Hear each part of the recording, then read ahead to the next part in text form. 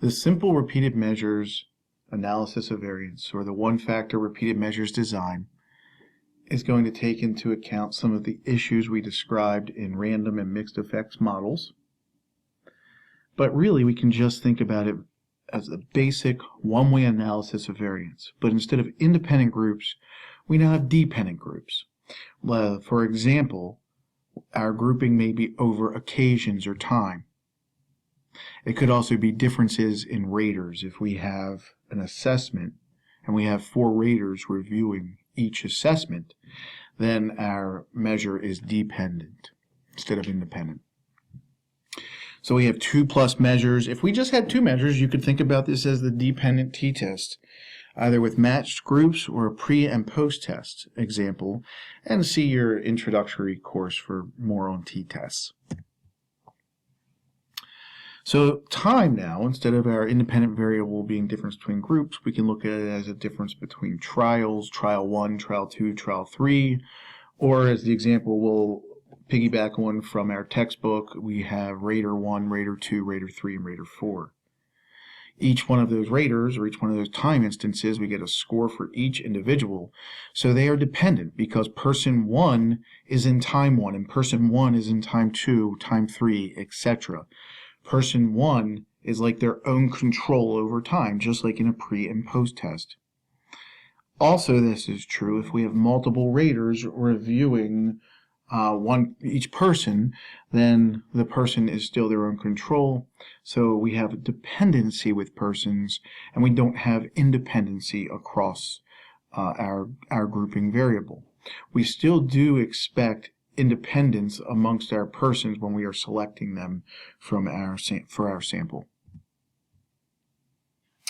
The one-factor repeated measure model, we can think of each person responding to every level of the factor. In some ways, we just look at this as a mixed model where subject's factor is a random effect and other factors are usually a fixed effect.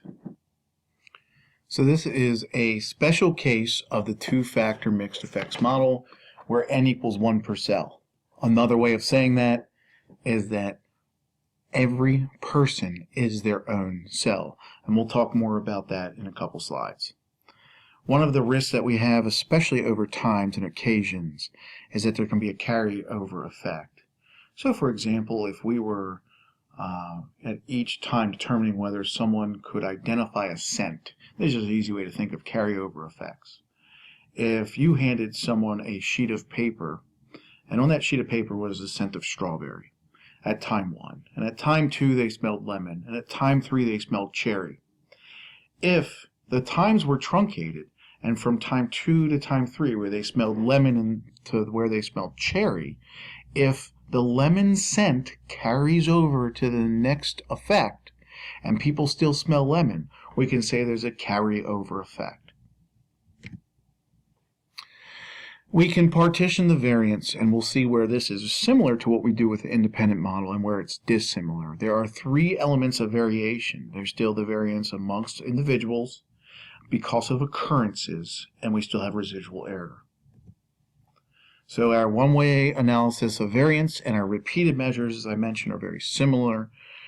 We still have sums of squares total, and sums of squares total are still to have an error term. We still have sums of squares within, and we have sums of squares between or occasions or by raters. So in our independent model, we had sums of squares between plus sums of squares within equals sums of squares total. Now we have the sums of squares between / occasions, however you want to think about the group difference, plus sums of squares within, but sums of squares within is 2 terms. It contains both the residual error and what we'll see as basically an interaction term, basically due to the individual as well. So we have in our model, we have y sub ij, which is y for any person, is equal to the group mean just as before, plus the effect of being in group 1, group 2, group 3, that's alpha, plus the fact that they're their own subject. They are their own person. And we see that it's written kind of as a random effect, plus the interaction term plus error. This modeling should not be new to us. This model looks a whole lot like one of our very simple mixed effects models. I take this from Lomax's and House Phones. This is one of their table, 515.4. I just thought it was useful to look at our repeated factor and our level of subjects. So down here, we have level of factor is just our subjects, right? Subject 1, subject 2, subject n, and we can get a column mean for subjects. Going across, we have levels of the factor A. This is the repeated factor, like occasion 1, occasion 2, occasion 3, occasion J, whatever it is. We can also have raters across the top, or observers. We can have scores like by an observer. We could have rater 1, 2, 3, and 4. And this is the design of our data. For repeated measures, this is an example is for occasions. Notice that even though we have several different sources of variance, we only have one f-test. It's because we can't untangle the individual source of variance from the residuals. So we have individuals and residuals kind of mixed together here, because if every person is in their own cell, there is no variance. So we can look at the occasions, which we have 4 occasions or 5 occasions or 3 occasions, and we have lots of people at each occasion. But when we look at each individual, there is only one person in their own cell, is one way of looking at it. So individuals and residuals can't be parsed out because the denominator, the within groups term, would be the same as the residual term here. So another way of thinking about this is that when we test as a fixed factor, which is A, in this case occasions, our denominator is the interaction term. So we can't calculate out individual subject F ratios because there is no term to be used. Only one observation exists per cell. Basically, this is a mixed model where one subject's measured within each cell. If somehow we have multiple subjects in each cell, if there were 10 of you exactly, then we could get a variance component potentially. And we'll see when we do a split plot where we extend this idea a little bit further, and we do have multiple people in different conditions. We'll talk more about that in the next video. So our f-test for repeated measures designs, we have our occasions or effect divided by a residual, but when it comes to mean square subjects over here, we would like to divide it by mean square within, but we can't. And here's why. Just like we've looked at our null hypothesis and we looked at the expected mean squares before, we know that for the null condition, it's just the residual error. Notice when we go down the sources, we don't have a within source. We cannot parse out the individual variance. So instead, we use the interaction term. The interaction of person by time or occasion we use as the denominator, and we see that it has 2 terms for our expected mean square. Our interaction has both residual error plus the interaction effect. Well, that means there's nothing to divide out here. We don't have the within term. We would like to divide out just this effect here, the null hypothesis, or the within term we would normally have right here. It does not exist for this model. So we can't get an F value for subjects. Our source of variance for A, though, however, we have the effect of residual error, plus the effect of the interaction, plus the main effect of being in occasions or difference between raters. So for this fixed effect, we can see that we can remove these two pieces, the variance of error and the variance of interaction, by dividing by the source of variance for interaction term, which is why we can get a mean squared ratio for F, mean squared A divided by mean squared interaction, but we cannot do so for other terms. So our hypothesis for our F value is related to our fixed effect, where we have testing for the equality of means. We've seen this many times in other videos, so I won't focus on it too much. Just the null is that all means are equal, and the alternative says at least one is different. Our assumptions are the same as the mixed, plus we have compound symmetry.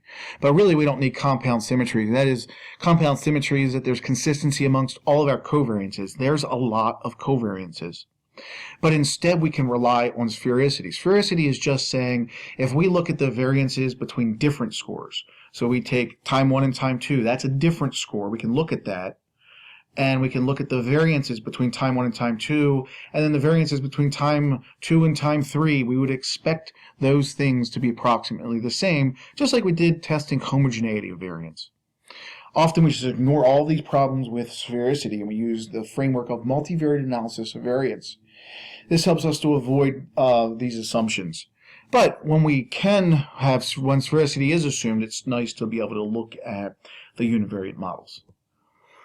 And just as a follow-up, in SPSS, we have some videos focusing on the one-way repeated measures and multivariate analysis of variance.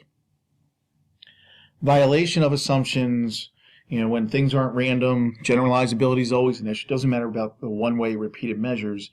If our things that should be random in our model aren't, then you truly can't generalize. If things aren't normally distributed, well, we like to rely on the central limit theorem when we get to about sample sizes of about 30. But if your effect sizes aren't really normally distributed, there could be issues there too. One of the things we do as a measure is we can change the degrees of freedom. We also talk about using the multivariate analysis of variance. The most extreme, a conservative measure of our F value, instead of using what we saw in or hopefully you will look at in the SPSS video, is that when sphericity is assumed, we use that F ratio. But when it's not, we can be conservative. And conservative in this case means that we, instead of taking k minus 1 and n minus 1 times k minus 1 as our degrees of freedom, we can just take 1 and n minus 1. This creates a more conservative measure. I just kind of jumped back. We can see where this is j minus 1 and j minus 1 times k minus 1. And we could think about those in relationship to these degrees of freedom. So basically we're just adjusting the degrees of freedom, which adjusts which F value we look up in a table. Or if we're using SPSS, it automatically adjusts for us. Multiple comparison procedures, again, for fixed effects, whether it's one-way repeated or split plot or a mixed effects model. When they're fixed effects, we can look at these. When they're random effects, we don't. An alternative to the one-way repeated measures design is the Friedman test, and I will take some time and do a non-parametric test sometime in the near future so that we can see the scores, how the Friedman test works in SPSS. In our next video, I'll talk more about the factorial split plot mixed design and finish up some of the issues that we have for random and mixed effects in general.